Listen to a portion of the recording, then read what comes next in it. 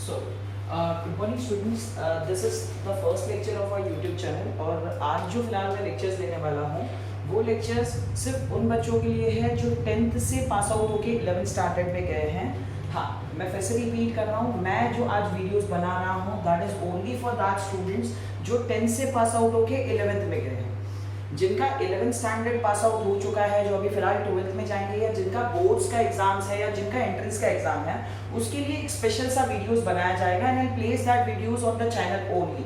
ठीक है, बट आज का जो चैनल या फिर आज का जो लेक्चर्स है या फिर जो भी मैं वीडियोस आज रिकॉर्ड कर रहा हूँ that is only for the fresh 11th batch, मतलब जो 10th से 11th में आए। ठीक है, तो गाइज आज जो हम लोग फिलहाल चैप्टर स्टार्ट करने वाले हैं, the name of the chapter will be units and measurements. ठीक है, ये बहुत इजी चैप्टर है गाइस, बहुत इजी चैप्टर है, बिलीव करो।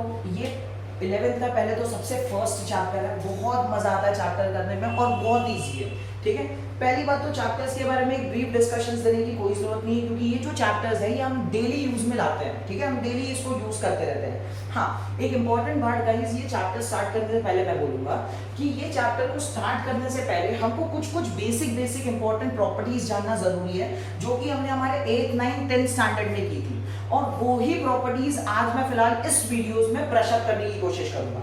जो इंपॉर्टेंट प्रॉपर्टीज ये चैप्टर करने से पहले हमको स्टडी करनी चाहिए, that is scalars and vectors. हाँ गाइस, मुझे पता है आप लोगों ने इसके बारे में जरा सुना होगा, आप लोगों को कुछ आइडिया भी होगा, बट बिलीव मी आज भी 80% ऑफ द स्टूडेंट्स को डाउट ही होता है कि भाई कौन स्केलर्स है और कौन वेक्टर्स है। ठीक है, तो गाइस आज मैं फिलहाल के लिए तो ये कोशिश करूंगा कि all your doubts regarding this concept will vanish। ठीक है, तो guys let's start out with scalars and vectors. अभी फिलहाल गाइस आप लोगों को पता भी होगा कि स्केलर्स का मतलब क्या होता है। स्केलर्स मतलब एक ऐसी क्वांटिटी, सर एक ऐसी क्वांटिटी जिसमें मैग्नीट्यूड आती है, मतलब only magnitude is considered, only magnitude is considered and no direction. No direction का मतलब इसमें मुझे डायरेक्शन की जरूरत नहीं होती, बराबर है ना। स्केलर क्वांटिटी की अगर मैं बात करूं तो इसमें सिर्फ मैग्नीट्यूड को कंसीडर किया जाता है, डायरेक्शन की जरूरत नहीं होती, बराबर है। ये बात तो सबको पता है, क्योंकि सब लोगों ने 8th 9th 10th स्टैंडर्ड में इसको अच्छे से रटा है, बराबर है। मतलब हमें भले समझ आया ना हो, बट हमने रटा जरूर है कि स्केलर्स मतलब ऐसी क्वांटिटी जिसको मैग्नीट्यूड कंसीडर होता है बट डायरेक्शन नहीं चाहिए। ठीक है, अब मैं वेक्टर्स की अगर मैं बात करूं तो सर वेक्टर्स ऐसी क्वांटिटी है which require both magnitude and direction. तो वेक्टर ऐसी क्वांटिटी है सर जिसको दोनों चीजें चाहिए होती है, मैग्नीट्यूड और डायरेक्शन। अब बच्चों सबने तो ये कर ही लिया, सबने ये रट तो लिया है कि सर स्केलर मतलब एक ऐसी क्वांटिटी जिसको सिर्फ मैग्नीट्यूड चाहिए, मतलब magnitude is considered and there is no direction, direction का इन्वॉल्वमेंट ही नहीं है, और वेक्टर्स ऐसी क्वांटिटी है जिसको मैग्नीट्यूड डायरेक्शन बहुत चाहिए। अब लॉजिकल क्या होता है ना गाइस, ये भले जेईई और नीट में नहीं आता, but this are your basic steps for studying out physics, और अगर हम लोग बेसिक स्किप करते जाएंगे ना तो एंड में बहुत प्रॉब्लम होगा।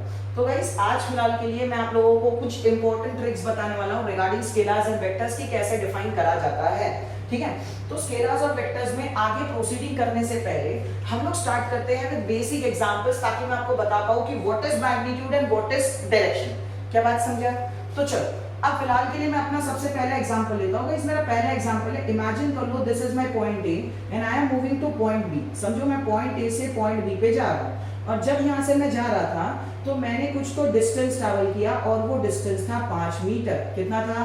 5 मीटर। ठीक है, मैंने क्या किया, तो मैंने ए से बी ट्रैवल किया, और ए से बी ट्रैवल करते टाइम पे मैंने जो डिस्टेंस ट्रैवल किया है वो है 5 मीटर। अब आपको तो पता है सर ये मीटर तो किसी ना किसी क्वांटिटी की यूनिट है, बराबर है कि नहीं। ये मीटर तो सर किधर किधर तो मैंने सुना है किसी ना किसी क्वांटिटी की यूनिट है, बट लॉजिकली सोचो तो ये 5 क्या है? ये 5 वो वैल्यू है, वो मैग्नीट्यूड है जो यहां से यहां पे डिस्टेंस दिखाता है, बराबर है ना, बराबर है कि नहीं। वो ये मैग्नीट्यूड है जो यहां से यहां तक का डिस्टेंस दिखा रहा है, मतलब यही मुझे बता रहा है कि ए पॉइंट से बी पॉइंट तक अगर मैं चलूंगा तो मैं 5 मीटर डिस्टेंस कवर करूंगा। तो this 5 is considered as magnitude। इसको क्या बोला जाता है? मैग्नीट्यूड। क्या बात सबको समझ आया? गाइस एक और एग्जांपल मैं इस रिगार्डिंग दूंगा कि मैग्नीट्यूड एक्चुअली होता कैसे है। जैसे इमेजिन कर लो this is my first example, this was my second example. देख लो यहां पे सेकंड एग्जांपल। अब देखो अगर आप सेकेंड एग्जाम्पल पे देखोगे तो सेम एग्जाम्पल पे लेता हूं। अब मैं क्या कर रहा हूं, मैं वैसे ही सेम स्ट्रेटजी फॉलो कर रहा हूं। मैं ए से ही जा रहा हूं, बी तक जा रहा हूं, बट अब मैंने थोड़ा सा है ना डिस्टेंसेस में चेंज कर दिया। अब मैं इधर से ऐसे पैदल नहीं चल के जा रहा हूं, अब आई एम ड्राइविंग। मैं ए पॉइंट से ड्राइव करते करते बी तक जा रहा हूं, ऑब्वियस सी बात है। तो जब मैं ड्राइव करते जा रहा हूं, तो यार ड्राइव करते करते मैंने देख लिया कि भाई मैंने जो किलोमीटर्स चले, मैंने जो डिस्टेंस चला, दैट वाज अराउंड 30 किलोमीटर्स। मतलब ड्राइव करते करते यार मुझे तो कुछ पता ही नहीं चला और मैं 30 किलोमीटर्स चला गया। अब मुझे तो ये पता है यार ये किलोमीटर तो किसी ना किसी का यूनिट है। ये किलोमीटर क्या है, किधर ना किधर का तो यूनिट है, मतलब कोई तो एक ऐसी क्वांटिटी है जिसका किलोमीटर एक यूनिट है। तो मुझे पता चला कि जब मैं ए से बी तक ड्राइव करके गया तो मैंने कितना डिस्टेंस ट्रैवल किया, तो मैंने मैग्नीट्यूड वाइज से इतना डिस्टेंस ट्रैवल किया। तो ये जो 30 है, 30 इसको हम फिर से क्या बोलेंगे, मैग्नीट्यूड। क्या बोलेंगे, मैग्नीट्यूड। मतलब गाइस एक्चुअल मैग्नीट्यूड का मतलब क्या है, हम कुछ भी कर ले, हम भले वेलोसिटी कर ले, हम भले एक्सेलरेशन कर ले, हम कोई भी चीजें कर ले। जैसे अगर मैं आपको बोलता हूं, जैसे एक और एग्जांपल ले लेते हैं, एक और एग्जांपल मैं आपको बताता हूं। जैसे से मैं ए से बी जा रहा हूं, मैं ए से बी जा रहा हूं और मैं बोल रहा हूं कि मैं ए से बी भागते भागते जा रहा हूं। I am running from point A to point B, और मैं जब भाग रहा हूं तो मैं भाग रहा हूं विद अ स्पीड और with a velocity of 5 metre per second. अब लॉजिकली सोचो गाइस, ये मीटर पर सेकंड तो यूनिट हो गई, मीटर पर सेकंड क्या हो गई, यूनिट हो गई। अब ये तो आपकी यूनिट हो गई, बट बची ये जो वैल्यू आपकी बची है जो 5, इसको आप क्या बोलोगे, मैग्नीट्यूड।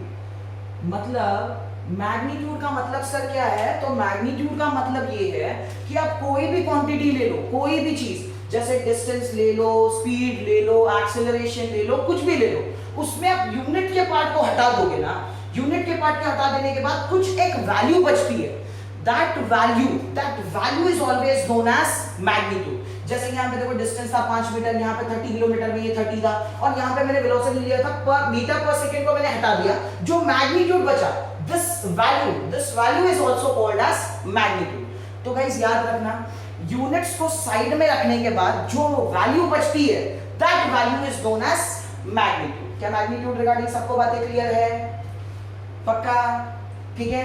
अब ध्यान से सुनो, देखो स्केलर क्वांटिटी में और वेक्टर क्वांटिटी में हमने क्या बोला था, स्केलर क्वांटिटी को सिर्फ मैग्नीट्यूड कंसीडर चाहिए, डायरेक्शन नहीं चाहिए। मतलब इस क्वांटिटी में सिर्फ मैग्नीट्यूड होता है बट डायरेक्शन नहीं होता, और यहाँ पे भाई साहब मैग्नीट्यूड भी होता है और डायरेक्शन भी होता है। अब सभी मैग्नीट्यूड तो हमको समझ आ गई, बट डायरेक्शन क्या है, तो चलो डायरेक्शन के बारे में भी बात करते हैं। अब पहले ये जो एग्जांपल्स मैंने दिए थे, पहले ये एग्जांपल्स रब आउट कर लेते हैं, उसके बाद उसके ऊपर बात करेंगे, ठीक है। तो गाइस देखो ये सब मैं एग्जांपल्स रब कर रहा हूं, बाकी rest of the things will be same. मैं रेस्ट ऑफ द थिंग्स पे हाथ नहीं लगा रहा, मैं सिर्फ एग्जांपल्स को रब कर रहा हूं, ठीक है। अब देखो सर डायरेक्शन क्या होता है, तो लॉजिकली सोचो, चलो मैं आपको एक एग्जांपल देता हूं। जैसे मैंने फर्स्ट एग्जांपल ही उठाया था, सोचो मैं ए से बी पे गया और मैंने ये डिस्टेंस चला 5 मीटर। अब गाइस मुझे एक बात बताओ, जब मैं ए से बी पे गया तो क्या मैंने आपको कभी ऐसा बोला है कि मैं फॉरवर्ड डायरेक्शन में चल रहा हूँ, मैं बैकवर्ड डायरेक्शन में चल रहा हूँ, मैं राइट डायरेक्शन में, लेफ्ट डायरेक्शन में, अपवर्ड या डाउनवर्ड? क्या ये जो एग्जांपल देते टाइम पे मैंने आपको कभी ऐसा बोला था कि बॉस मैं ए से बी जब जा रहा हूं तो कुछ डायरेक्शन में ट्रैवल कर रहा हूं? Have I told you anything about direction over here? नहीं। मतलब गाइस मैंने यहाँ पे डायरेक्शन का वर्ड का नाम ही नहीं लिया। मतलब ये जो भी चीजें मैं यहाँ पे कर रहा हूं that is always without direction, और अगर मैं ये जो भी चीजें कर रहा हूं विदाउट द डायरेक्शन मतलब it will always come in a scalar quantity. मतलब सर यहाँ पे तो डायरेक्शन ही नहीं है। मतलब ये जो 5 मीटर मैंने जो ट्रैवल किया है ये डायरेक्शन के बिना है, मतलब मैंने यहाँ पे डायरेक्शन यूज ही नहीं किया। अगर डायरेक्शन यूज नहीं किया है तो ये जो डिस्टेंस मैंने चला है, ये डिस्टेंस मैंने चला है in the form of scalar quantity. क्या बात सबको समझा? अब बताता हूं आपको वेक्टर्स में इसको कैसे रिप्रेजेंट करेंगे। जैसे कि ये सेम एग्जांपल्स को मैं लीकर करता हूं और ये सेम ही एग्जांपल्स को मैं मॉडिफाई करने की कोशिश कर रहा हूं। अब ध्यान से सुनना, देखो ये ए है, ये बी है, बट अब मैं ऐसे नहीं चल रहा, अब मैं आपको मेंशन आउट करके दे रहा हूं। देखो कैसे, पहले ये थोड़ा स्ट्रेट चला, फिर ऊपर गया, फिर इसने फिर से राइट टर्न लिया, फिर नीचे आया, फिर लेफ्ट गया, और फिर इसने ये पूरा का पूरा 5 मीटर ट्रैवल किया। अब ध्यान से देखो गाइस, ये एग्जाम्पल और ये एग्जाम्पल में डिफरेंस है, ध्यान से सुनना। भले दोनों का डिस्टेंस 5 मीटर ही है, क्या बोल रहा हूं ध्यान से सुनना प्लीज, भले दोनों का डिस्टेंस 5 मीटर ही है, बट फिर भी ये एग्जाम्पल और ये एग्जाम्पल में डिफरेंस है। जब मैंने ये एग्जाम्पल की बात की थी तो मैंने आपको सीधा सीधा बोला था कि बॉडी ए से बी पे जा रही है और उसने टोटल डिस्टेंस कवर किया है 5 मीटर, और मैंने आपको डायरेक्शंस का इन्वॉल्वमेंट ही नहीं किया था ये एग्जाम्पल में। बट जैसे ही मैं ये एग्जाम्पल में आया तो मैंने आपको क्या बोला कि बॉडी कुछ देर तक पहले स्ट्रेट चली, मतलब या फिर फॉरवर्ड चली, उसके बाद बॉडी ऊपर के डायरेक्शन में चलने लगी, फिर राइट फिर से चली, फिर नीचे आई और फिर राइट चलने लगी। मतलब गाइस यहाँ पे हर एक इंस्टेंट पे, ध्यान से सुनना, हर एक इंस्टेंट पे मैंने डायरेक्शन को मेंशन किया है, या फिर हर एक इंस्टेंट पे मेरे दिमाग में डायरेक्शन इन्वॉल्व हुआ। मतलब ये एग्जाम्पल पे मैंने डायरेक्शन को इन्वॉल्व किया। इसका मतलब सर ये जो डिस्टेंस में चला ए से बी, ए से बी, ये जो डिस्टेंस में चला दैट इज 5 मीटर ए से बी, ये मैंने लॉजिकली चला तो है बट डायरेक्शन को कंसिडर करके, मतलब ये ए से बी जब मैं ये 5 मीटर चलूंगा तो ये डायरेक्शन के साथ है, और ये ए से बी जब मैं 5 मीटर चलूंगा तो ये विदाउट डायरेक्शन है। मतलब सर ये वाला एग्जाम्पल गया स्केलर में और ये वाला एग्जाम्पल गया वेक्टर में, बराबर है कि नहीं, क्योंकि यहाँ पे मैंने डायरेक्शन को भी इन्वॉल्व किया है, बराबर। एक और एग्जाम्पल देता हूँ रिगार्डिंग वेक्टर्स, अब ध्यान से सुनो सर। फॉर एग्जाम्पल इमेजिन करो ये मेरे पास एक मार्कर है, बराबर। अब सोचो मैंने आपको बोला है कि ये मार्कर को आपको आगे बढ़ाना है, मतलब ये डायरेक्शन में बढ़ाना है, बात समझा। अब सोचो आपको अगर ये डायरेक्शन में बढ़ाना है तो आप ये मार्कर पे फोर्स कहां कहां से लगा सकते हो, तो देखो आप इसको ऊपर से एक फोर्स लगा सकते हो, आप इसको राइट से एक लगा सकते हो, लेफ्ट से एक लगा सकते हो, बैक साइड से लगा सकते हो और फ्रंट से लगा सकते हो, ठीक है। बट मैंने आपको क्या बोला है, मैंने आपको बोला है ये मार्कर को आपको कहां पे लेके जाना है, ये मार्कर को आपको फॉरवर्ड डायरेक्शन में लेके जाना है, मतलब यहां लेके जाना है। तो जैसे ही मैंने आपको बोला कि ये मार्कर को आपको फॉरवर्ड डायरेक्शन में लेके जाना है तो आपने क्या किया, आपने पीछे से फोर्स अप्लाई करना स्टार्ट किया। अब लॉजिकली सोचो, जब आपने पीछे से अप्लाई किया फोर्स, तो ये फोर्स अप्लाई करते टाइम पे आपके पास ये फोर्स का मैग्नीट्यूड तो है, बट साथ में आपके दिमाग में एक और चीज हिट हुई, यार अगर मुझे इसको पीछे लेके जाना है, मतलब सॉरी आगे लेके जाना है, तो मुझे इसको फोर्स पीछे से देना पड़ेगा, क्योंकि और बाकी कहीं से भी दूंगा तो जैसा चाहिए, मतलब जैसा मूवमेंट चाहिए मार्कर का वैसा मूवमेंट नहीं आएगा, क्योंकि क्वेश्चन में क्या बोला गया है, मुझे ये मार्कर को कहां मूव करना है, फॉरवर्ड डायरेक्शन में। बात समझ आ रही है, बात समझ आ रही है। मुझे ये मार्कर को फॉरवर्ड डायरेक्शन में अगर मूव करना है तो ऑब्वियस ही बात है आपके दिमाग में ये आएगा कि यार इसको फोर्स लगाना है, बट कहां से, बैक साइड से। तो लॉजिकली सोचो, जो फोर्स आपने लगाया वो है मैग्नीट्यूड, बट आपने वो फोर्स डायरेक्शन के साथ लगाया, तो ऐसा एग्जांपल किसमें चला जाएगा, वेक्टर्स। क्या बात समझ आई आपको, पक्का समझा। मतलब बोलने का सिर्फ इतना मतलब है कि अगर कोई भी चीज कंसिडर करते टाइम पे आपके दिमाग में डायरेक्शंस इन्वॉल्व नहीं हुआ, अगर कोई भी चीज कंसिडर करते टाइम पे आपके दिमाग में डायरेक्शंस इन्वॉल्व नहीं हुआ तो वो एग्जांपल जाएगा स्केलर्स में। बट अगर कोई भी चीज कंसिडर करते टाइम पे आपके दिमाग में डायरेक्शंस इन्वॉल्व आया या डायरेक्शंस का पिक्चर आया तो वो चीज जाएगी वेक्टर्स में। क्या आपको बात समझा, ठीक। अब गाइस आप जरा ध्यान से देखोगे ना तो यहाँ पे मैंने 2 एग्जांपल्स दिए हैं और दोनों एग्जांपल्स में मैंने एक चीज जो कांस्टेंट रखी है, ये एग्जांपल्स ऐसे कहीं से नहीं उठाई, ये एग्जांपल थोड़ा सोच के लिया गया है। अब ध्यान से देखो, ये है 5 मीटर और ये एग्जांपल को मैंने बोला था कि ये स्केलर है, ये भी है 5 मीटर और ये एग्जांपल को मैंने बोला वेक्टर है। सर लेकिन यहाँ पे एक चीज तो सेम दिख रही है सर, ये जो डिस्टेंस है ना ये दोनों में सेम दिख रहा है, तो क्या सर स्केलर और वेक्टर का कभी मैग्नीट्यूड सेम हो सकता है क्या? हाँ गाइस याद रखना, स्केलर्स और वेक्टर्स का मैग्नीट्यूड सेम हो सकता है, कभी भी याद रखना। कोई भी स्केलर और कोई भी वेक्टर में मैग्नीट्यूड अलग भी हो सकता है और मैग्नीट्यूड सेम भी हो सकता है, बट स्केलर स्केलर कब है जब उसके अंदर मैग्नीट्यूड है and it does not have direction. But vector vector तब है जब उसके अंदर मैग्नीट्यूड है और साथ में डायरेक्शन भी है।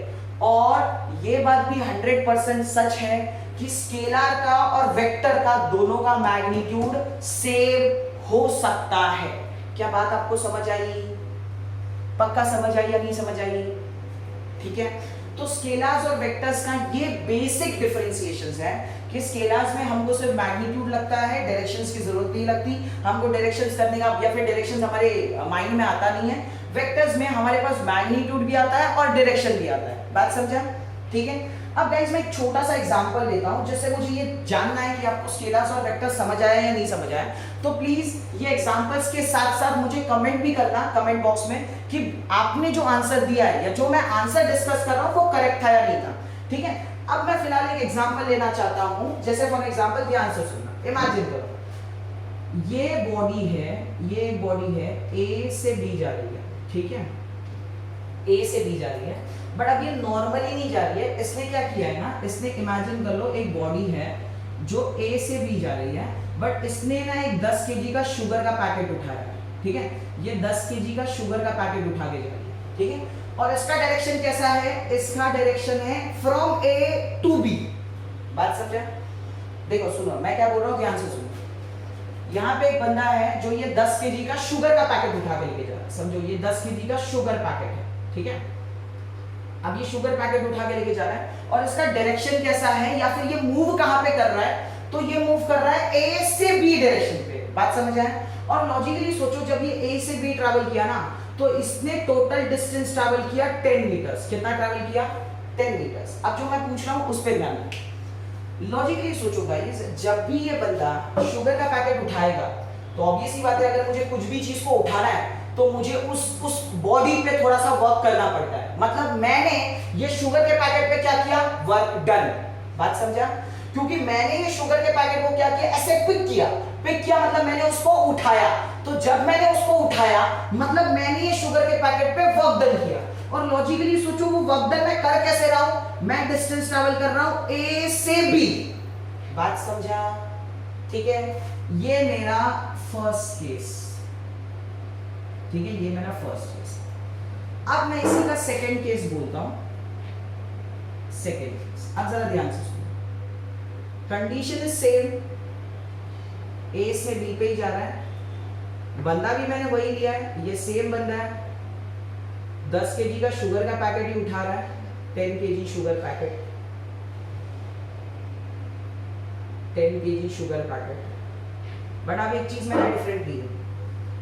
पहले ये बंदा शुगर का पैकेट उठा के ए से बी पे जा रहा था। ठीक है, बट अब मैंने एक केस डिफरेंट ले लिया। अब ये बंदा 10 kg का शुगर का पैकेट उठा के बी से ए जा रहा है। डिस्टेंस मैंने सेम ही रखा है और वो रखा है मैंने 10 मीटर। ध्यान से देखो, दोनों में डिस्टेंस 10 मीटर ही है।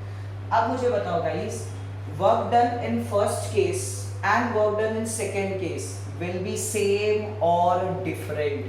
क्या क्वेश्चन पूछा मैंने? देखो क्वेश्चन को फिर से एक बार रिपीट कर लेता हूं। मैंने ए से बी का डिस्टेंस दिया 10 मीटर। ए पे एक बंदा था जिसने 10 kg का शुगर पैकेट उठाया और वो ए से बी पे चला गया। बराबर है, उसने ए से बी जाने में कुछ तो वर्क डन किया। सेम सेकंड केस में मैंने वही किया है, मैंने ए से बी 10 मीटर लिया है, बट बी से अब मैं वो जो बंदा था जो पहले ए से शुगर पैकेट उठा रहा था, अब वो बी से शुगर पैकेट उठा के ए के तरफ ला रहा है और शुगर पैकेट का वही वेट है, मतलब जो मैंने मास दिया है वो 10 kg है। तो मैंने आपको ये पूछा, मेरा क्वेश्चन ये है कि वर्क डन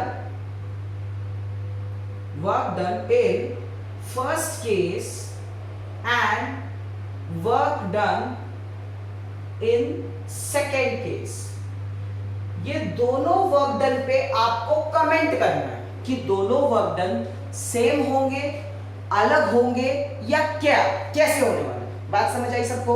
मतलब ये जो वर्क डन करेगा और ये जो वर्क डन करेगा, ये दोनों वर्क डन सेम होने वाले हैं या अलग होगा। ठीक है, तो गाइस ये आपका आज का एक लॉजिकल मैंने आपको एक मतलब जैसे बोल सकते हो एक होमवर्क क्वेश्चन दिया है। मैं जब ये नेक्स्ट वीडियोस अपनी अपलोड करूंगा तो एक अपलोड फ्रॉम दिस इंस्टेंट, मतलब ये जो आंसर्स है इसके, मैं आपको नेक्स्ट वीडियो में इसके आंसर्स दूंगा। और हालांकि मैं स्केलर्स और वेक्टर्स का जो मैंने आज आपको पढ़ाया है, मैग्नीट्यूड और डायरेक्शन, तो मैं स्केलर्स और वेक्टर्स की आपको एक प्रॉपर नोट्स भी बना के दूंगा कि भाई नोट्स कैसे करनी है। बहुत लोगों को ये भी इश्यूज होता है कि सर हमारे पास नोट्स नहीं आ रही है, तो मैं वो नोट्स भी लिखा के दूंगा। बट बच्चों आज जितना पढ़ा है प्लीज ध्यान देना, स्केलर्स में मैग्नीट्यूड चाहिए, डायरेक्शन का इन्वॉल्वमेंट नहीं है, वेक्टर्स को मैग्नीट्यूड चाहिए और डायरेक्शन भी चाहिए। तो प्लीज गाइस, अगर आपको वीडियोस अच्छा लगा होगा तो प्लीज लाइक शेयर और सब्सक्राइब जरूर करना, और प्लीज चैनल्स को सपोर्ट करो। चलो बाय गाइस, सी या।